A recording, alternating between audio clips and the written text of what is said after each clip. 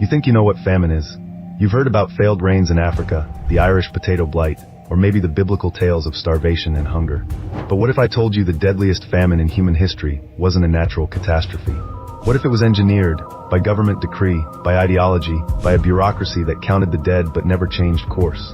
Between 1958 and 1962, at least 30 million Chinese men, women, and children starved to death. In some provinces, whole villages vanished. Parents ate leaves, bark, sometimes even their own children.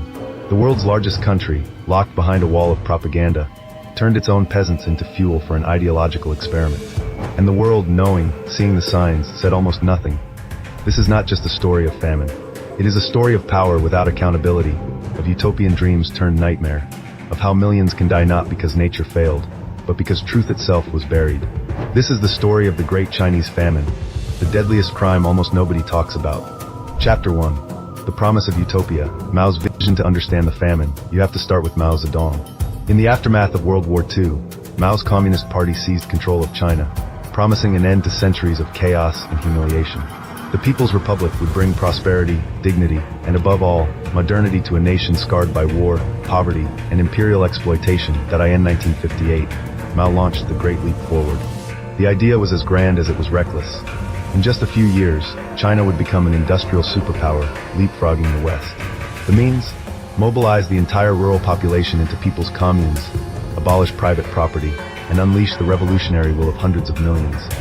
Mao declared, "The east wind is prevailing over the west wind." Grain production would double, then double again. Backyard furnaces would outproduce British steel. In the new China, nothing was impossible, except, as it turned out, telling the truth. Chapter 2. The machinery of mass delusion. The Great Leap was not just a slogan. It was a campaign of mass mobilization on an unprecedented scale. The Chinese countryside became a vast laboratory. Villages merged into communes of tens of thousands. Traditional family structures were dissolved, and everyone was put to work, planting, building, smelting, marching in revolutionary competitions that often lasted from dawn until midnight. First, there was euphoria. Party officials toured model villages. Propaganda teams painted slogans, "Surpass Britain in 15 years." Newspapers reported record harvests, tens of millions of tons of wheat, rice, and corn supposedly pouring in from the fields. Grain would be so abundant, Mao joked, that it would overflow warehouses and rot in the streets. But the truth was very different. Beneath the surface, peasants were exhausted, hungry, and afraid. Backyard furnaces melted pots and pans into useless pig iron. Fields were overplanted and overfertilized in a frenzy to show revolutionary zeal, destroying the soil. Local officials, terrified of reporting failure, inflated their numbers, telling ever greater lies up the chain of command. Those at the top, including Mao himself, only heard what they wanted to hear. Chapter 3. When fantasy meets reality. Hunger begins. The first signs of trouble appeared quietly. In 1959, in Anhui, Sichuan, Hunan, and other grain-producing provinces, villagers began to run out of food before the next harvest. Communal kitchens had replaced private meals, with grain supplies pooled and rationed out. At first, people ate thin porridge, then watery soup. Then, the kitchens ran out of anything to cook. But in Beijing, the communist elite remained insulated. Officially, grain production had reached record highs. On paper, there was more than enough to export. And so the government sent grain abroad, fulfilling trade deals with the Soviet Union and buying influence in the Third World. At home, the quotas for government procurement grew ever more demanding. A peasant in Hunan remembered. They took everything, the grain, the seed, even the leaves from the trees. If you tried to hide a handful of rice, you risked a beating, arrest, or worse. The result was starvation. But admitting this meant admitting the failure of the Great Leap. And so the state insisted there was no famine. Hunger, they said, was a local problem or the work of rightists and class enemies. Meanwhile, local officials, desperate to avoid blame, doubled down, taking more grain, accusing the hungry of hoarding and sabotage. Chapter 4. Starvation. The mechanics of death. By 1960, the machinery of the famine was running at full speed. The communal kitchens were empty. People scavenged for wild grass, tree bark, clay. Reports of starvation deaths spread, but no one dared to speak openly. In some regions, death rates soared to 30%. The population halved in just a few months. Corpses were left in fields or along village roads. There were no funerals.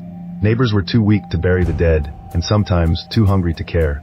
State violence became routine. Work teams beat or tortured those caught stealing food or hoarding. Grain inspectors forced peasants to strip naked to find any hidden rice. Children accused parents. Husbands denounced wives. The collective madness was so complete that, in some places, mothers watched their children starve rather than risk being labeled counter-revolutionary. Personal accounts, recovered decades later, speak of unimaginable horror. One survivor in Hunan described watching his father, delirious from hunger, eat mud until he died. In Sichuan, villagers ate tree bark, then the leather from shoes, then each other. Cannibalism is the darkest chapter of the famine, but it happened. Records show that in some villages, desperate families dug up bodies to eat the flesh, or killed children to keep the rest alive. In some cases, local officials took part, sometimes out of hunger, sometimes as punishment, a further breaking of human bonds. Chapter 5. The cover-up, lies, violence, and silence. How do you hide the deaths of 30 million people? You rewrite reality itself. During the famine years, the Chinese press reported only glorious victories, record harvests, and images of happy peasants. Even as starvation swept entire provinces, the party line never wavered. There is no famine in socialist China. Western journalists were barred from the countryside. Foreign diplomats were closely watched, shown only showcase communes with full granaries and staged performances. At the local level, a reign of terror ensured silence. If a villager spoke of hunger, they could be denounced as a rightist, beaten, sent to labor camps, or executed. Party cadres falsified mortality statistics, registered deaths as natural causes, and shipped the orphans of the dead to distant provinces. Even inside the Communist Party, those who spoke up faced purges. One regional official, Peng Dehuai, tried to raise the alarm at a party meeting in 1959. Mao responded with fury, denouncing him as a traitor. Peng lost his position, was publicly humiliated, and eventually died under house arrest. His fate became a warning to anyone who might question the party line. Chapter 6. Why the world looked away outside China. News of the famine leaked out only in fragments, refugee stories, a few letters, hints from rare foreign visitors. But the scale was impossible to grasp, and the Chinese government denied everything. The Soviet Union, itself an ally and major recipient of Chinese grain exports, knew some details but stayed silent, unwilling to jeopardize the communist alliance. Western governments, preoccupied by the Cold War, mostly accepted the official story. Even when the CIA received satellite images showing abandoned villages and empty fields, they failed to act. Journalists who questioned the official line were accused of anti-Chinese bias or dismissed as Cold Warriors. Some Western leftists and China experts actually defended Mao's policies, describing the Great Leap as a bold experiment and dismissing stories of famine as imperialist propaganda. The myth of socialist progress was too seductive, the reality too difficult to face. For a generation, the truth was buried beneath propaganda, willful blindness, and political calculation. When the famine finally ended, and millions were dead, China moved on. Official histories made no mention of mass starvation. The dead disappeared into silence. Chapter 7. The End of the Famine, and the Price of Truth. By 1962, even Mao's closest advisors could no longer deny the catastrophe. In some provinces, there were not enough people left to plant the fields. Reports of mass death, ghost villages, and cannibalism finally reached the top of the party. Pragmatic leaders, led by Liu Shaoqi and Deng Xiaoping, quietly reversed the most disastrous policies. Communes were relaxed, private farming returned, and grain imports increased. But the price of survival was silence. Publicly, Mao never admitted failure. In party documents, the famine was blamed on 3 years of natural disasters and bad weather. The number of dead was minimized, the causes obscured. In official Chinese history, the famine became a footnote, a difficulty on the road to socialism. Survivors were left to rebuild their lives in silence. In some places, entire generations were gone. Families lost their history. Local dialects and cultures vanished with the dead. The psychological scars of hunger, betrayal, and cannibalism ran so deep that many survivors refused to talk about it even decades later. Chapter 8. The evidence emerges.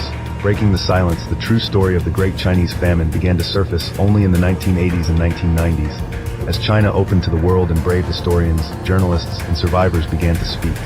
Researchers like Yang Jishan, whose own father died in the famine, risked their lives to collect village records, hidden archives, and oral histories. They found mountains of evidence, secret party reports, lists of the dead, coded telegrams between officials, even photographs of mass graves. Their findings were staggering. The death toll, once estimated in the millions, rose to 30 million, some say even higher. In places like Anhui, Hunan, and Sichuan, population loss was catastrophic. In some counties, over half the people died. The stories were even worse.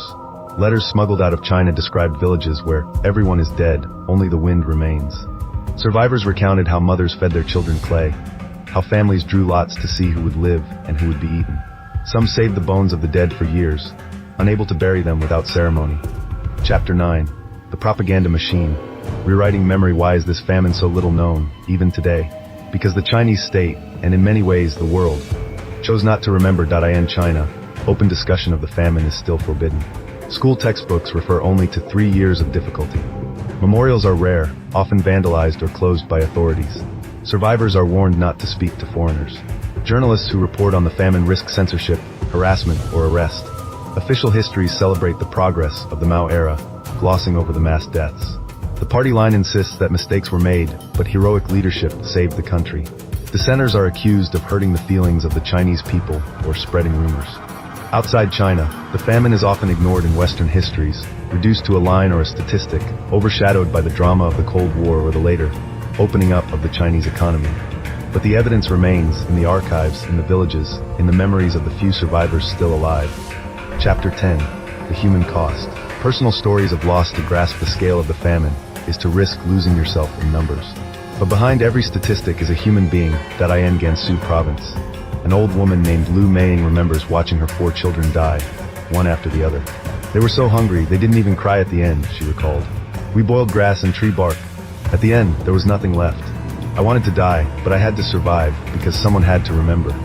In Hunan, a boy named Zhang Dali survived by eating clay dug from the riverbank.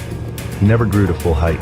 At 60, he still dreamed of food and still woke in the night, haunted by the memory of his little sister, who died with her arms around his neck, asking for a bowl of rice. In Sichuan, a father buried his wife and 3 children, then tried to kill himself, but was stopped by neighbors who needed his help to dig more graves. In Guangxi, an entire village disappeared. No graves, no records, just empty houses slowly collapsing under the weight of time. These stories are legion, each one a testament to suffering, to endurance, and to the deliberate cruelty of a system that turned its people into expendable numbers.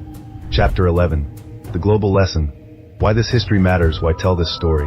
Why drag into the light a crime so vast, so painful, that even its survivors want to forget? Because the Great Chinese Famine is not just a Chinese tragedy. It is a warning to the world. A case study in how ideology, bureaucracy, and propaganda can kill millions when truth is no longer valued, and power is absolute. It shows what happens when reality is sacrificed to political dreams. When telling the truth becomes dangerous. When those in power care more about their image than their people. When the machinery of state turns inward, crushing dissent, silencing suffering, and rewriting memory itself. It is a reminder that famine is never just about food. It is about justice, honesty, and accountability. About the duty to remember, to speak the unspeakable, and to refuse silence, even when the world demands it. Closing. The silence is the crime. 30 million people died, not because of drought, not because of war, but because of lies. Lies told by leaders, repeated by officials, accepted by the world. Lies that buried the truth with the dead, and that echo, even now, in the silence that surrounds this crime. If you're hearing this story for the first time, it's because someone wanted you not to know. But now you do. And the choice is yours. Will you let it fade back into silence, or will you remember? This is the Great Chinese Famine, the deadliest crime of the 20th century, and the silence that made it possible.